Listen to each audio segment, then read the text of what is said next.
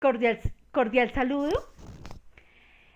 Bueno, entonces, dentro de la prevención de riesgos laborales es importante conocer cada uno de los riesgos en los cuales nosotros nos encontramos expuestos o que la empresa se encuentra expuesta o nuestros compañeros se encuentran expuestos, de tal forma que nosotros en cada uno de esos riesgos podemos identificar cómo corro el riesgo, qué peligro existe o qué acciones puedo trabajar. En este caso vamos a estudiar tres riesgos específicos, que es el riesgo biomecánico, el riesgo eléctrico y el riesgo tecnológico. Entonces, tenemos que siempre tener claro y conocer cada uno de los riesgos en la cual yo me encuentro expuesto, que son los que hemos venido estudiando. La prevención de riesgos laborales siempre se tiene que ver en dos líneas o enfoques, uno el enfoque de la empresa y otro el enfoque del trabajador. Con respecto al enfoque de la empresa, pues él toma sus herramientas preventivas y de acción y correctivas, y el trabajador debe establecer el autocuidado y la prevención y participar en las actividades activamente. Bueno, vamos a iniciar con el riesgo biomecánico. El riesgo biomecánico es un conjunto de requerimientos físicos a los que se encuentra la persona expuesta durante la jornada de trabajo. Determina posturas prolongadas o forzadas, movimientos repetitivos, un esfuerzo físico al cargar, digamos, objetos o maquinaria, bueno, entre otras herramientas que pueden generar un riesgo para la labor diaria, la cual nosotros debemos prevenir, especialmente el dolor de espalda y de las articulaciones, de huesos, de músculos. Esta es una ciencia, la biomecánica, que estudia, digamos, la interacción de los trabajadores con las herramientas, las máquinas, los materiales de trabajo y las lecciones físicas que yo puedo tener, especialmente la musculoesquelética y todo lo que va relacionado con ello.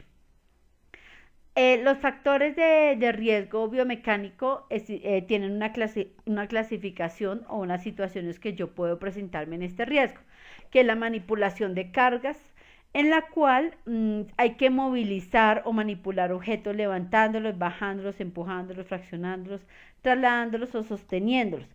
Por lo tanto, es importante antes mirar si soy capaz de levantar esa carga o ayudarme de otras personas o con herramientas o maquinaria especializada. Los efectos para la salud pueden ser deterioro en el sistema musculoesquelético, dolores de espalda, desgaste en la columna, traumatismos agudos como cortes, fracturas debido al accidente que se presente. También tenemos el esfuerzo como clasificación de un factor biomecánico. Entonces, es la fuerza que requiere la tensión del músculo. Sí, desde un esfuerzo que se requiere para desempeñar una actividad. Entonces, involucra también herramientas, levantamiento, sostenimiento y transporte de cargos y pesos.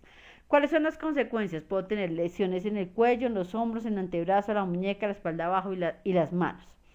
Bueno, también puedo encontrar los movimientos repetitivos. Entonces, en cuanto a los movimientos repetitivos, son el grupo de movimientos continuos mantenidos durante el trabajo, que implica la acción conjunta de los músculos, huesos, las articulaciones, los nervios por parte del cuerpo, y provoca también una fatiga muscular, sobrecarga, dolor y en la mayoría digamos, unas lesiones.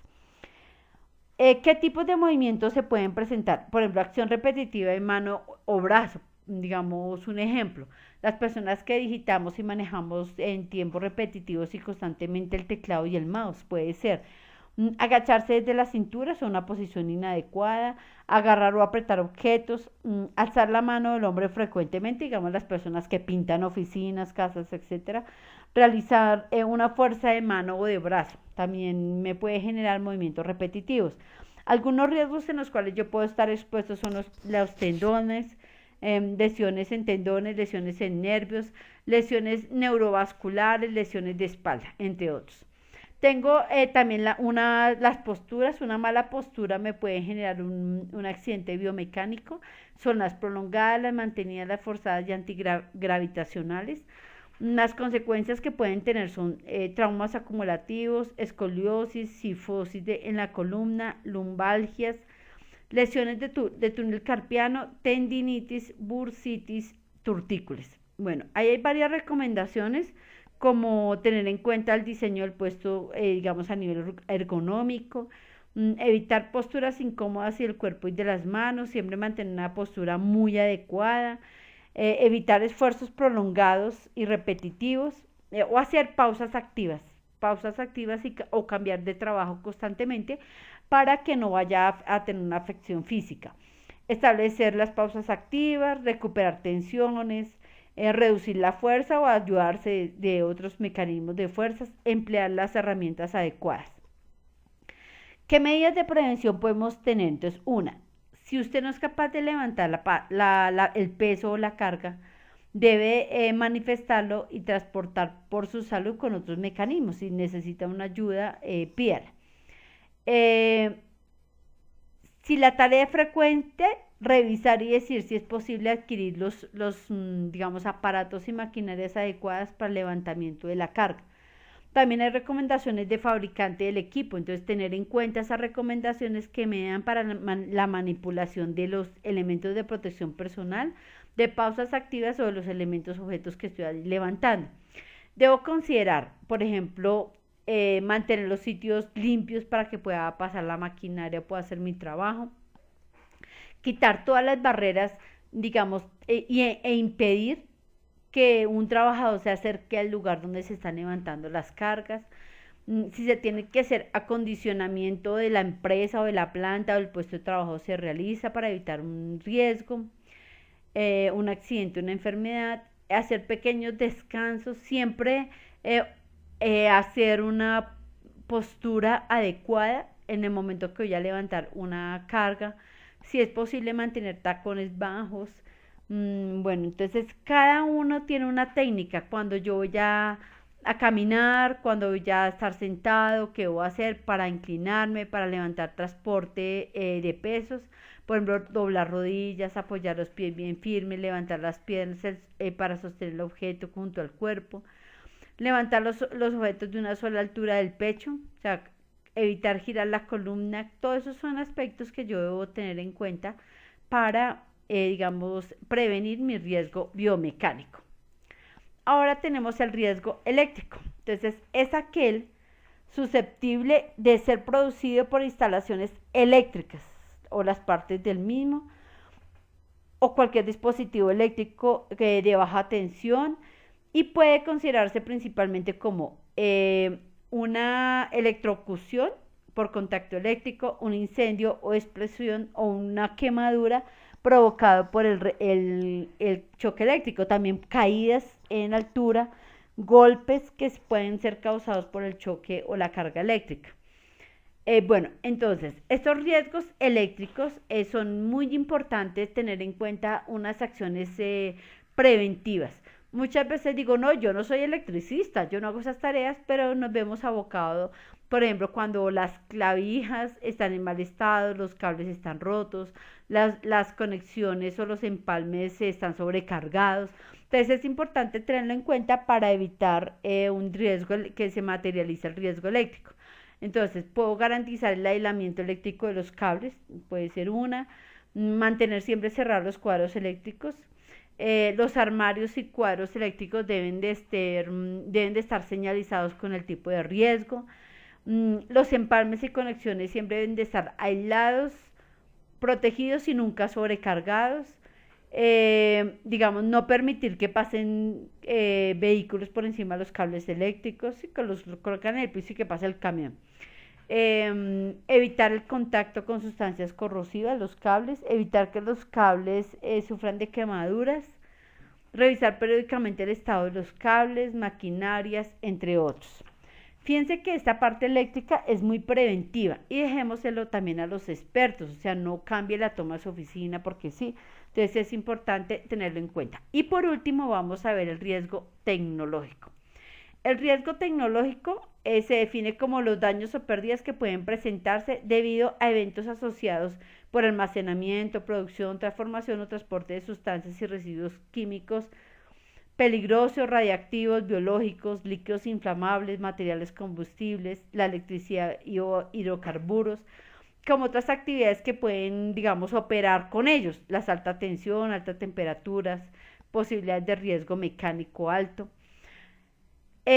O sea, el riesgo tecnológico puede presentarse en muchas, digamos, situaciones, dependiendo del riesgo. Entonces, se puede presentar un incendio o explosión, se puede presentar un escape o derrame, por ejemplo, en las plantas industriales con materiales peligrosos. Se puede presentar una intoxicación o exposición a radiaciones ionizantes también. Bueno,